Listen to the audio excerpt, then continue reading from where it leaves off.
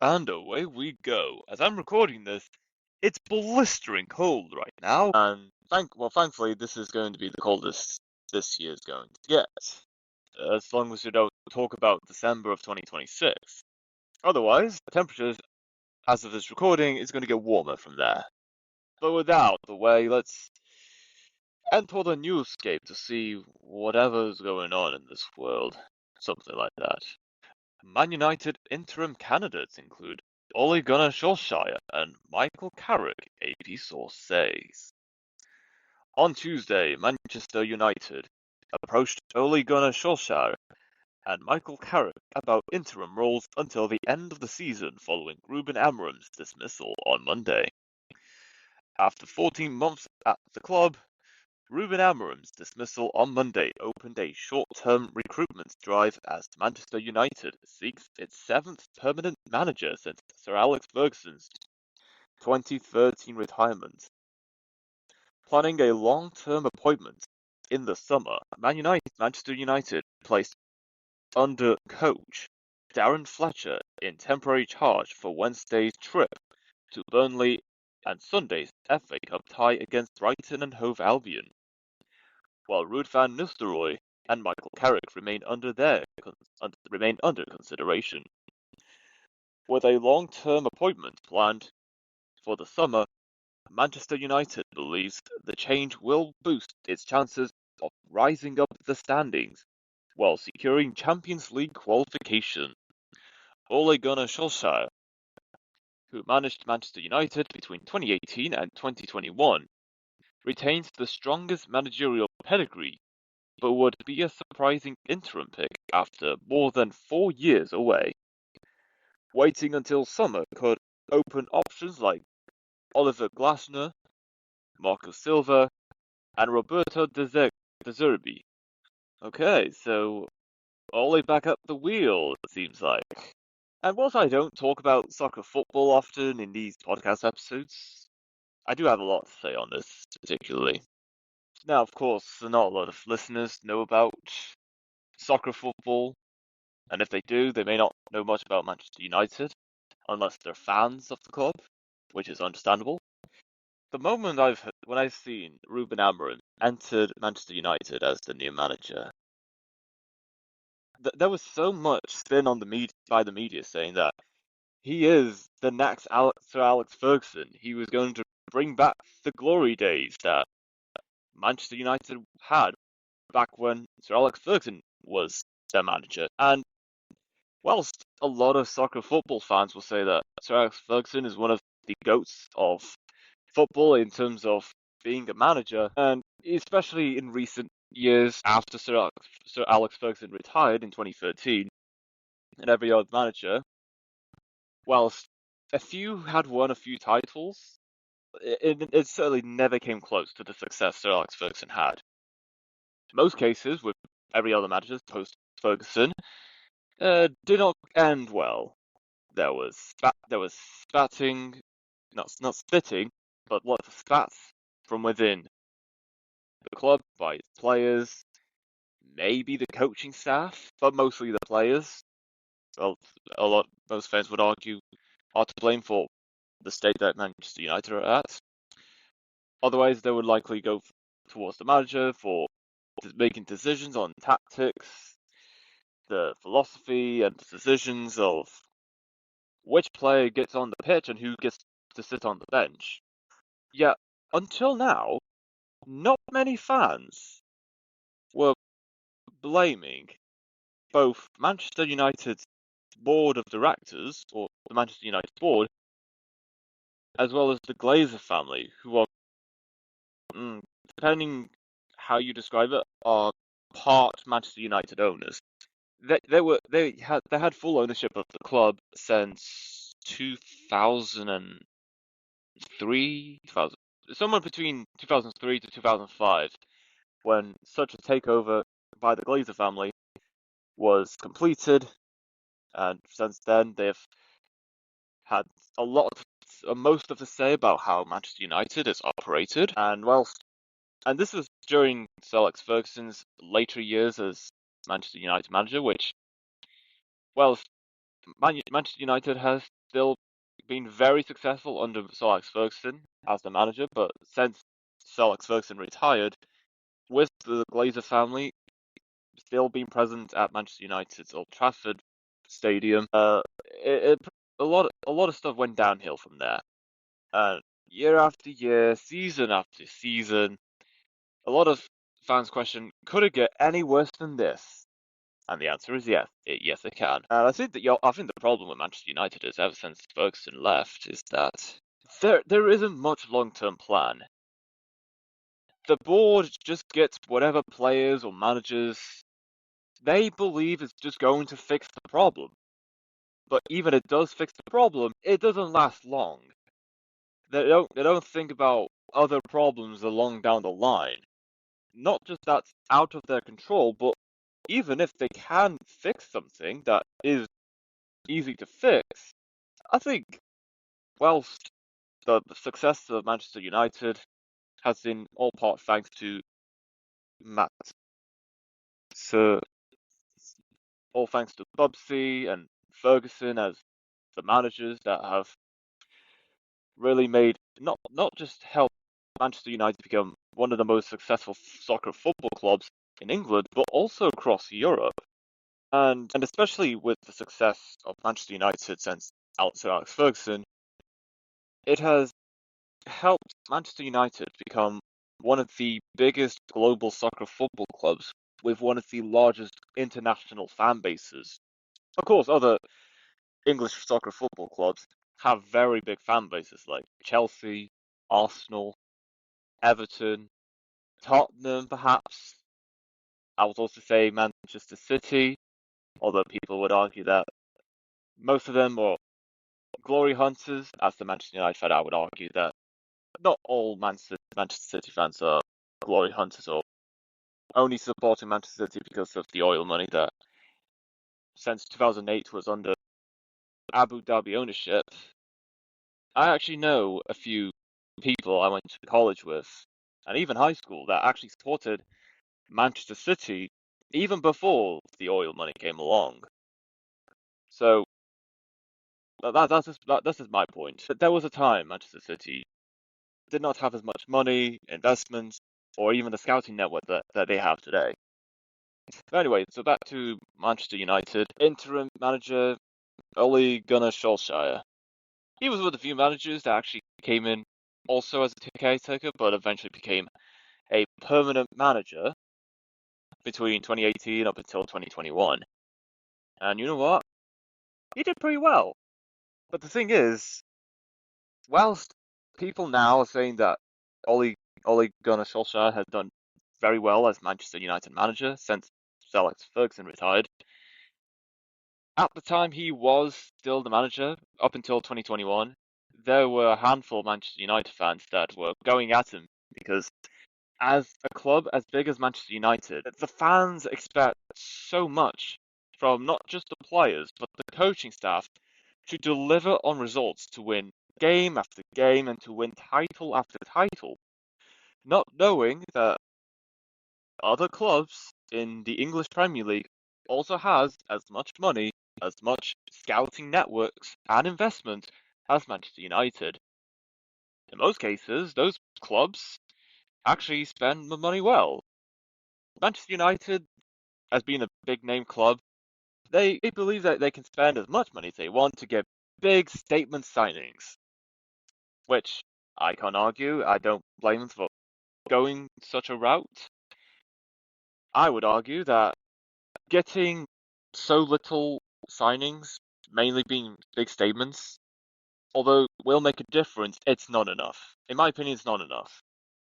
In this day and age, for any sports club, you can't just go into any boardroom or negotiate with staff to get to buy players because you have so much money. And even if you do negotiate with staff to get the players that you want for hundreds of millions of euros, pounds, dollars, whatever, are they going to perform as well as they are worth, bought for? Because if not, then what a waste of money that is. A lot of English Premier League clubs like Actually, no. Two English Premier League clubs like Brentford and Brighton and Hove Albion. Not once those two clubs have even played in the Premier League since it was first introduced back in 1992. The moment those two clubs were promoted in the Premier League, they stayed up there ever since. They have not gone down. I would also say that Bournemouth could have been those clubs, but they got relegated a few years ago. But of course, they're going back up again, so that's that. The reason why Brentford and Brighton are still in the Premier League, despite so much competition from a lot of other clubs with, if not double or even triple, but quadruple the budget to buy the players that any club could ever ask for. Brentford and Brighton have used data analysis to track future upcoming superstars. Not that it's going to elevate those clubs to titleship glory or European competition. However, they use those data, Brentford and Brighton, to find players that have the potential to become brilliant stars. Not just become great stars, but the moment they do enter either Brentford or Brighton, when the time comes for a contract renewal, if it is noticed by the coaching staff that that player's market value has gone up significantly as opposed to the price that Brentford and Brighton initially bought that player for, they can make a lot of money selling that same exact player to another big name club like Chelsea, Arsenal, Manchester United, Manchester City, Tottenham, for triple or even quadruple what that player was bought for the moment they came to Brentford or Brighton, two bigger clubs in the Premier League, or even Real Madrid, Barcelona, Bayern Munich, or even the Italians, Juventus, and the Milanos. That's that's that's a pathway to huge profit margins, that's for sure. And the money that they have made from very well-known big profit margin transfers, they use that money that they've made from those transfers to reinvest into the training facilities and equipment that helps players to be in tip-top condition, have high physical standards, and to help players become tactically versatile. Whenever a match comes about between any club in the English Premier League, or even if they're competing in European competitions, to ensure that players know exactly where to run towards, how to handle opposition players, and ways of scoring goals, whether it be through the corners, right in the middle, or even underneath the goalkeeper, if that's even possible. Now, the reason I'm saying this is that I've been going on a long tangent, and this is actually the longest I've even talked even on one discussion. But of course, again, back to the story about new interim manager Ole Gunnar Solskjaer. He's done pretty well for Manchester United. First time he was a permanent manager, but it just didn't work out that last time because so many fans expect so much from the club. The moment Ruben Amorim came in, after winning with Sporting Club Portugal in Portugal, and even the last European match he was manager for Sporting against Manchester City, winning 4-1. Sporting Club Portugal is not as big as Manchester City, nor has much money, but given the players that Sporting Club Portugal had under Ruben Amorim as their manager, that's impressive. And that's another thing. In the world of sports, you can have as much money as you can spend as much money on high talent or big name players. But do those players in these big clubs have the discipline, and do they follow the manager's tactics to tackle any circumstances? Because if the answer is no, then who's to say that smaller clubs, who's to say that clubs that are either half, quarter, or even the eighth the size of the bigger club could win by massive goal margins or just massive point margins or whatsoever. It just comes to show that anything is possible in the world of sports, no matter how much money teams have. At the end of the day, what's important is having the right tactics, going head to head with opposition players, and just stay chill under pressure. Whilst there is pressure, don't let the energy get the best of you. Ever since Ruben Amorim came in, whilst the media was spinning that he was going to be the next Alex Ferguson, just like with Alex Ferguson and Bubsy, the Bubsy Babes, it was looking like there was a chance. And whilst, yes, many matches were lost, just like with other managers before after Sir Alex Ferguson retired, there's a handful of fans that realise the cycle that Manchester United have been in, that if the club doesn't get the results that they want from the manager that they have, then the Manchester United board is going to say, you know what, we're going to sack you because you're not giving us the result we want. Even though the board has done so little, if at all, to help get the players that the manager wants during the summer and or winter transfer markets, transfer windows.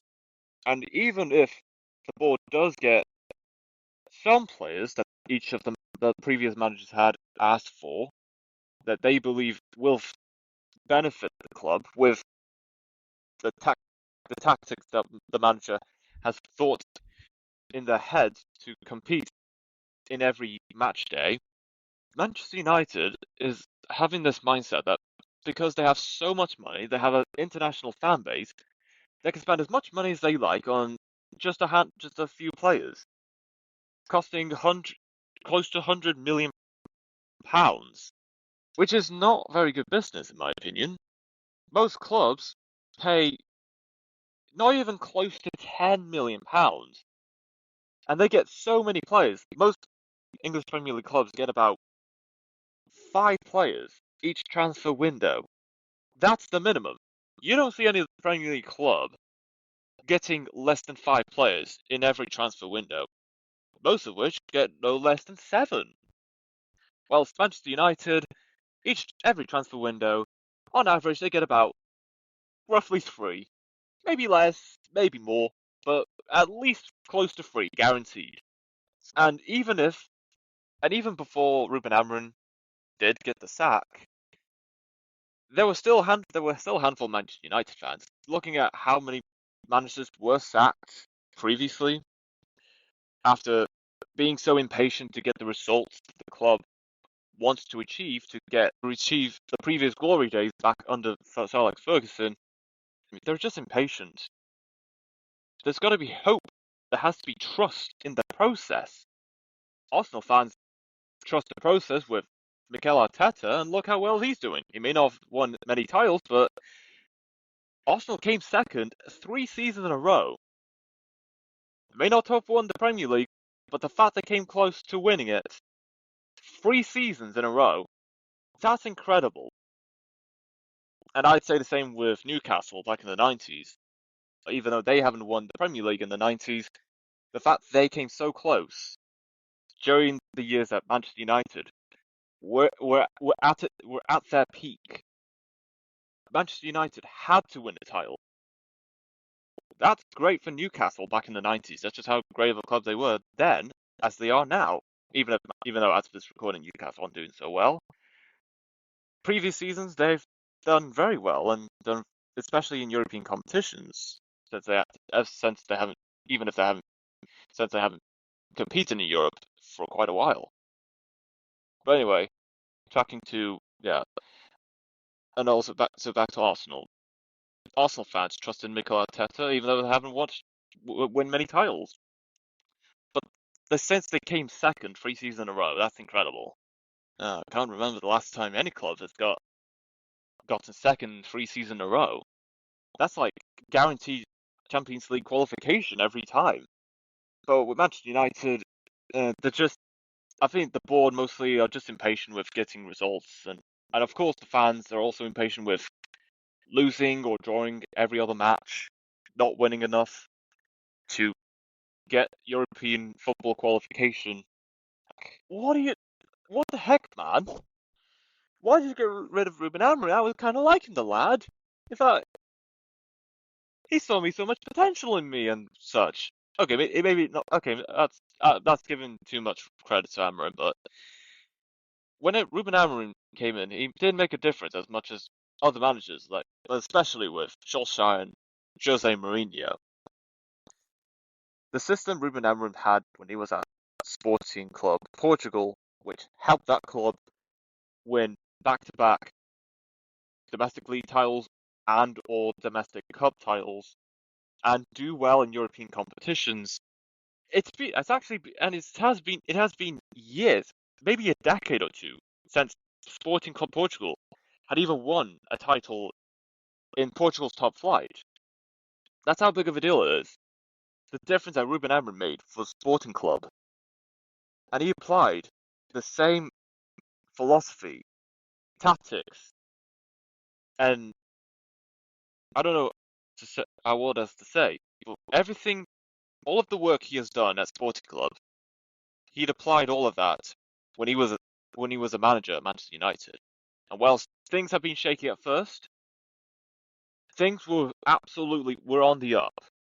And up until Amorim got the sack, players were taking a liking to Amorim, and he actually gave a lot more on pitch minutes to young players, whether it be senior first team players or even players from the Manchester United youth academy, more than any other post Ferguson manager, which is something I'm all for. I'm all for giving young players as much play time on the pitch, so that not just that they get the experience, but in case the veterans that are close to reach their 30s, by the time they leave for another club or they announce they're going to retire, at least we have young players that have already got professional minutes on the pitch. Now they can get their moment in the spotlight. Now they can start matches every now and then. I am all for that. I'm all for that. Personally, I'm outraged by that decision by the Manchester United board. Whilst on one hand, I absolutely understand Ruben Amorim that he does not want to continue being Manchester United manager. The pressure and the stress he's been through is agonising, especially with the pressure from the fans of the club, having high expectations for the club to win titles every now and then, given the finances that the club has, the academy set up to bring in young players to be in the senior squad, and even the scouting network to spot the talent wherever they are around the world. But on the other hand, despite the slip-ups every now and then, the system Amram was working with, there was potential. I think the issue is kind of a mix between the pressure and the intensity of energy from the English Premier League, since the English top flight is miles ahead of other European leagues in Spain, Germany, France, Portugal, and even Italian top flights. The moment soccer football players come from any league from Europe, let alone any league in the world, which are miles ahead on their own. The moment clubs in the top five European leagues come to the English Premier League, only a few actually do as well as they did at the previous club they have been in. Most players that come to the Premier League from Germany, Italy, France, Spain, Poland, the Netherlands, fans most of the time they fall below expectations. It's not that these clubs are just instantly bad. It's just a different environment in the English Premier League. You can be tactically gifted. You can be spatially aware. You can be spatially intelligent. You can have fast reflexes. However, if you do not have the energy to keep up with the other players, nor don't you have enough stamina to keep running back and forth in the pitch and holding onto the ball to score goals, or even have enough energy to prevent goals from going into the net, you're not going to do well. Energy, stamina, and endurance. Well, mostly the first two, stamina and energy, is what's needed to do well in the English Premier League. But of course, the biggest problem with what Manchester United is doing right now, since Amorim got the sack, is that the board, they're just impatient. And also, there has been information about why Amorim got the sack. He called out the board for not getting the players that Amorim asked for, whilst the board did get the players that Amorim did ask for. However, back to the problem I have with Manchester United is that they're not getting enough players. You don't need to spend hundreds of millions to get big statement signings.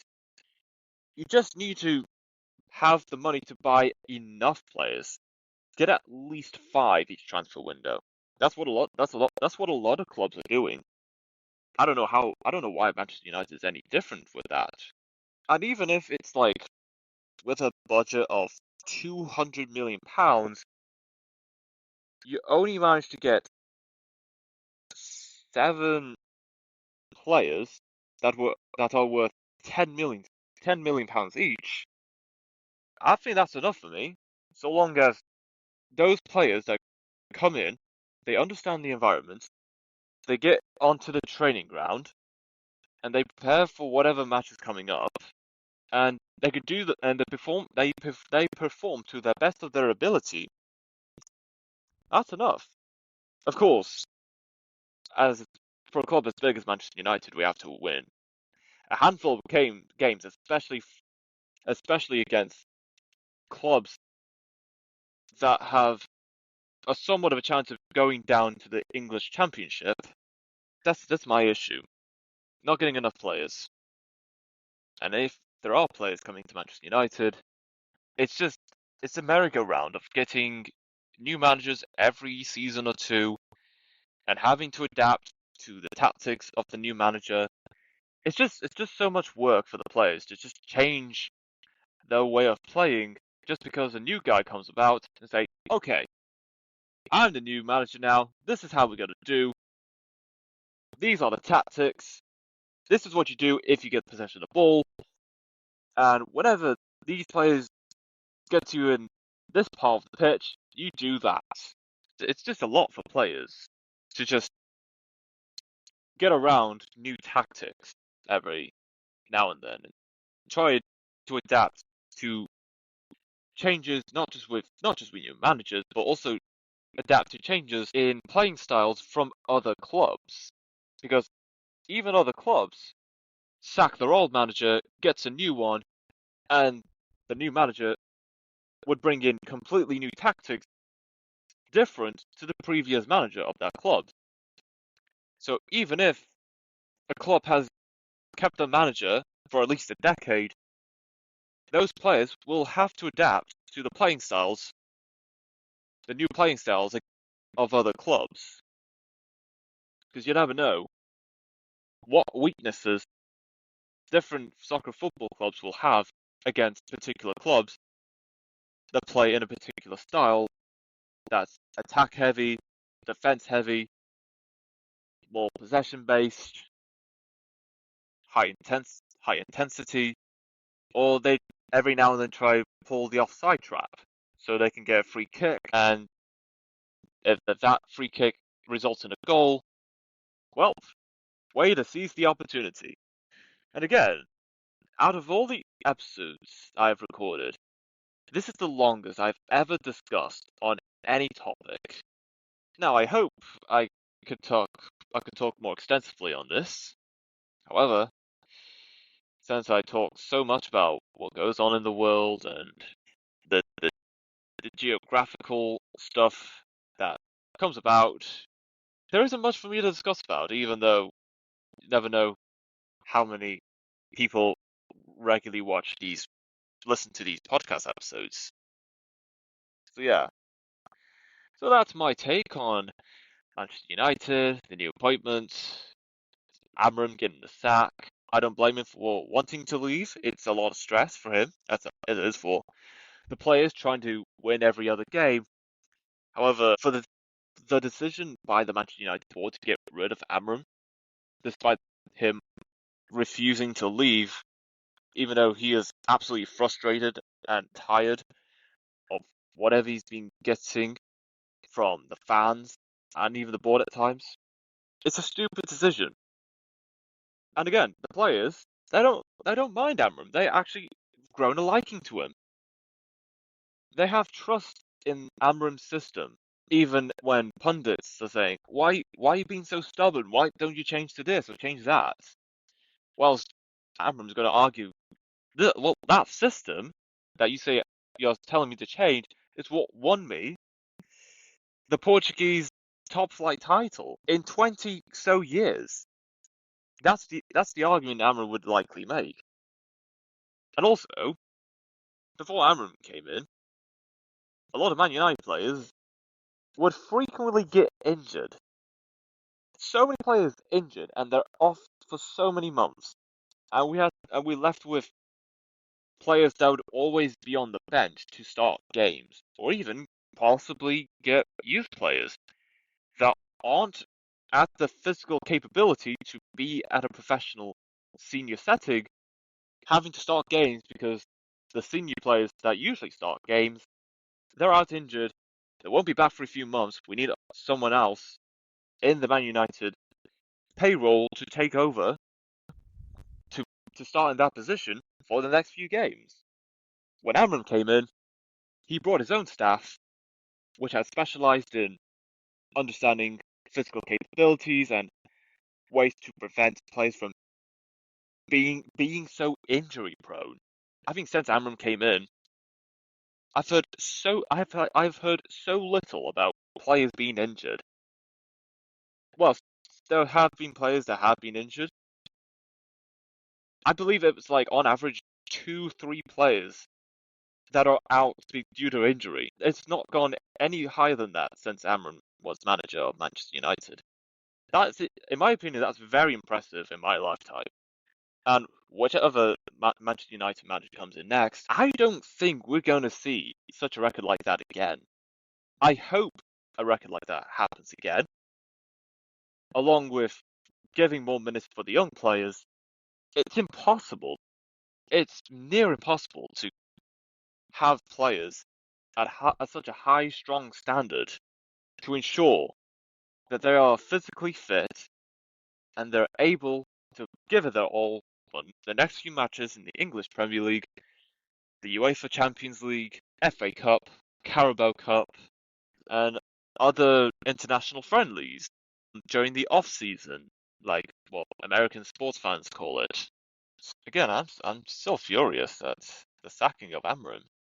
Again, I understand that he's relieved of his duties, and yeah, actually, he's still getting paid, even though he's no longer required to be at the training ground or even be at games to bring in players from the bench to start to play games. Whilst Amram got the sack, he's no longer required to be at Manchester United training grounds anymore. He's still getting paid for whatever work he was supposed to continue doing if the board of Manchester United did not sack him. And now Amram is just laughing his ass off. He's laughing his ass off because he's getting paid to do absolutely nothing. He's getting paid £21 million for the work he's supposed to do, but the board said, "Nah, we're getting rid of you. Nah, your jobs as a Manchester United manager are done for. Get out of here." Along with Amram's coaching staff, when they have heard the news, they too were also laughing their asses off. Now they're getting paid to do absolutely nothing, or at least until their contract ends in a couple months. But until then, they're getting paid for whatever work they were supposed to do. But because the board said, "Nah, you're done for. Get out of here," they're just laughing at how stupid the decision by the Manchester United board was. They may not have a job anymore, but they're still getting paid for what they were supposed to do if they haven't gotten the sack. It's, well, again, it's frustrating for me, but I also find it hilarious that the choice that the board had made regarding Amorim and his coaching staff that he brought from Sporting and Casapia, which was the club Amorim was at before he was the manager for Sporting Club. Yeah, looks like Amorim and his coaching coaching gang are going to live in quite lavish luxury for the next few months until Amorim is to find another job as a manager of another club, which will likely happen, even though a lot of Manchester United fans are just going to egg on him like they did with Erik ten Hag, which was the manager they came for. That was Manchester United manager before Amorim, and I don't think people are egging on Jose Mourinho, even though he was the manager of Manchester United. He has done pretty well as manager for other clubs, but otherwise, for most Manchester United fans, for for most Manchester United managers ever since Sir Alex Ferguson, they're likely getting egged on, especially Erik ten Hag, whose choices in the coaching at best have been questionable, but at least he did lead Manchester United to at least two titles in his 2 seasons he was there. So that's the only argument for Erik ten Hag, but otherwise, yeah, still losing a handful of matches, especially matches that Manchester United should have won, but nonetheless, despite the downsides, Erik ten Hag still managed to get Manchester United two titles, which is still just as much, if not more, than most post-Ferguson managers. So yeah. So what's next for Manchester United? Well, Darren Fletcher is going to take over for at least 2 games in the Premier League, and then after that, Ole Gunnar Solskjaer returns, since being sacked as permanent manager in 2021. A lot of Manchester United fans will be happy now, even though the same Manchester United fans that are cheering Ole on to be coming back also made arguments about what he did back when he was permanent manager up until 2021. But the reason why Manchester United fans are more supportive of Ole now than back then is because they now realise what happened since Ole Gunnar Solskjaer. Most of the time, since Ole Gunnar Solskjaer, really hasn't gone so well.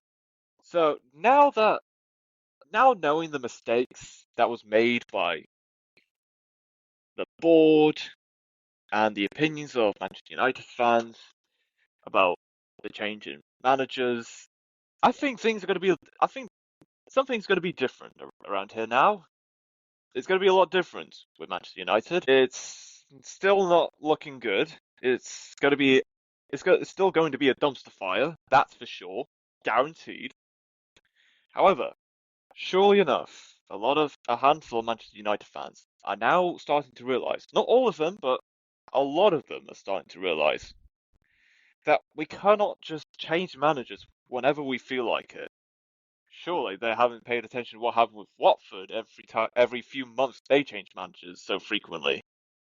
But that's in the past now. I think Watford have learned that lesson long ago, and yeah, they're doing the best they can wherever they are. Maybe certainly in the championship. Otherwise, yeah, okay. Let's see how Ollie does as interim manager until a new permanent manager comes in for the 2026-27 season. Because when Ruben Amorim came in, it was in the middle of it was in the first few months of last season. Amorim, if he wanted, did say he wanted to have the Manchester United job back when he was at Sporting Club. However, he said he wanted to become Manchester United manager in the summer, the transfer window, not in the middle, not after the season just started. That would mean Amorim has to work with the players he currently has, and he has to wait until the next summer or winter transfer window to then get the players he does want, which is a massive problem that Ruben Amorim has been arguing when he first started as Manchester United manager. And again, that's one of the reasons why at times he wanted to leave Manchester United. And I don't blame him for that. But however, even when such stresses were about, he still tried his best. He did whatever he can to make up the plays he has, to win as much games as possible, and to hopefully get Manchester United back to where they once were, back when Sir Alex Ferguson was at, during the 90s, 2000s, and up until his retirement in 2013. And, it wasn't easy for Sir Alex Ferguson when he first started. In fact, I think it was in the 80s, Sir Alex Ferguson started becoming Manchester United manager. And the first few results that Sir Alex Ferguson had with Manchester United were not even close to qualifying for European competitions. Most of the time was pretty much mid-table. One season, Sir Alex Ferguson's first few seasons as Manchester United manager, was close, not exactly, but a few spots off from relegation. It was that bad when Sir Alex Ferguson came in as Manchester United manager. But of course, a few seasons go by, he applied whatever tactics and philosophy he had after. If you ever heard about the last time that Real Madrid lost a European competition final, it was against Aberdeen. And the manager for Aberdeen that season was Sir Alex Ferguson. That just shows the levels, that the aura of Sir Alex Ferguson as a manager, even before Manchester United, the club he was at before Manchester United, he won a European title with Aberdeen against Real Madrid, one of the biggest soccer football clubs in the world. Levels. That absolute levels. So anyway, back to Sir Alex Ferguson's early seasons. Yeah, it wasn't that good either for Sir Alex Ferguson when he first started. However, a few seasons go by, he put his foot down, he set the law. Any players that weren't going to take him seriously were either going to be shouted at him, were going to be shouted at by him, or even get the boot. Or which in that case was either be on the bench for a lot of the season, and then even in other cases, sell that player off to other clubs, which most likely would have happened. And you know what? Fair enough. But then the 1990s come about, and there was talks about creating a new Super League. And I'm not talking about the Super League created by UEFA.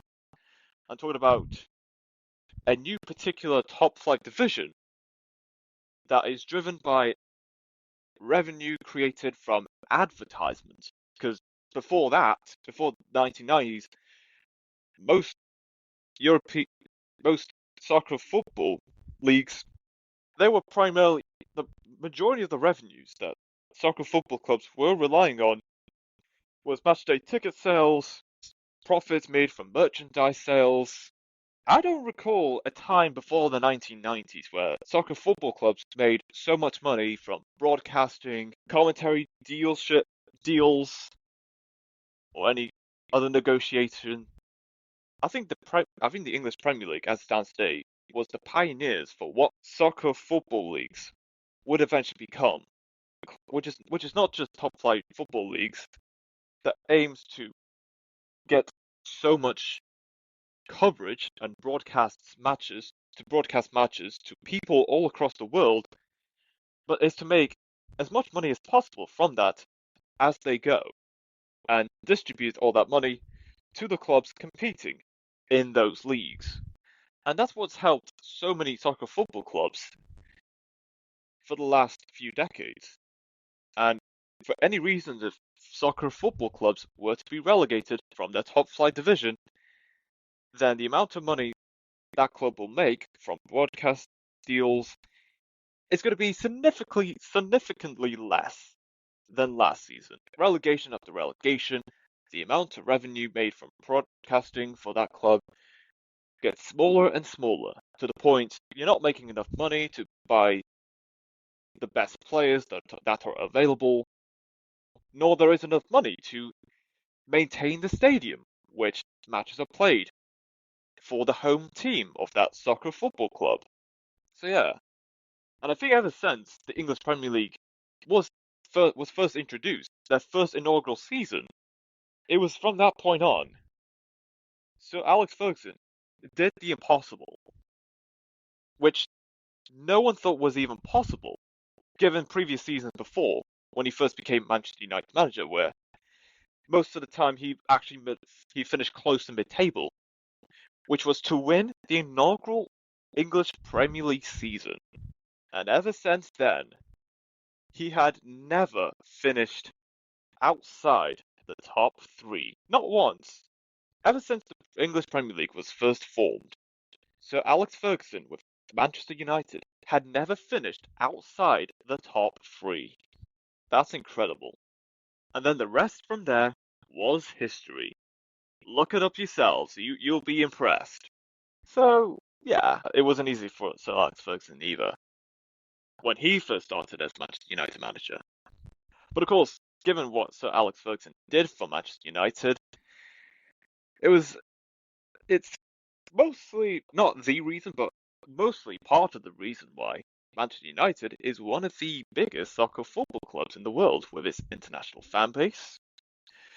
Old Trafford that can seat up to more than tens of thousands of fans, maybe close to 100,000, but that is not exact. It's not close to that, but in terms of seat capacity, Old Trafford, Manchester United's home ground, is one of the largest soccer football stadiums in all of the UK.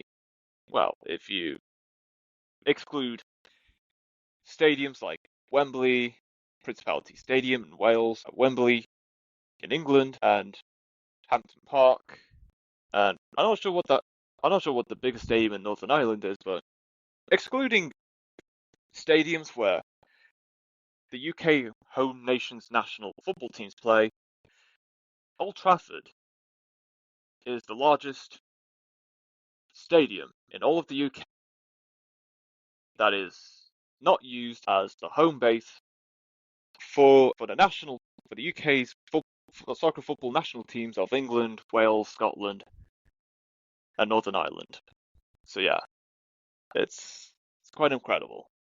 And I think if we talk about who is the GOAT of of all the soccer football managers, people will say Pep Guardiola, Jose Mourinho, Carlos Ancelotti, but there's going to be a handful that will say Sir Alex Ferguson. I mean, even fans of Manchester City and Liverpool even say that Sir Alex Ferguson is one of the greatest soccer football managers, not just in Europe, but in the world, given what he's done for Manchester United to get to where they are today. But now it is only a shell of its former self. They could win more titles someday, like with Erik ten Hag, like one season, at least one trophy, despite the amount of matches he had lost. But hey, two titles, that's something. That's more than most managers since Ferguson. So yeah. So yeah, again, this is the longest I have discussed on any news story on any podcast episode, and nothing will ever come close to it, at least for now. But yeah, so what's the takeaway from all this? So yeah, so much history with Manchester United, so many ups, but certainly a handful of downs, just like a roller coaster ride. Now we just gotta wait to see what Ole Gunnar Solskjaer will do for Manchester United for the next few months, as he is going to be a caretaker manager until the end of 2026 season, when Manchester United board are going to look for a new permanent manager for a 3, 4, or 5-year deal. But until Ole comes in as the caretaker, the interim manager is going to be Darren Fletcher. He will only be managing 2 games, and that's it. Ole comes in for the rest of the season, and then 2026-27 season is when the new Manchester United manager on a permanent deal will take over, doing whatever he or she can. And I say she because I actually had this discussion with my dad that who knows that maybe a woman could be the next manager of any men's football club. Now, I doubt that is likely to happen, but imagine if it did. Imagine the amount of news coverage that will get. They're gonna be mind blown. Like why? So long as they can get the job done, I'm not complaining. I don't give a damn about who, he, she, whatever. If they can get the job done, then fair enough. I have no problems with that. If you get the job done, then that's alright with me. So yeah, that's all I have to say on this one story that I've been talking for nearly an hour. Incredible. I'm so proud of myself. So yeah, enjoy it while it lasts. I'm talking about myself, not Manchester United.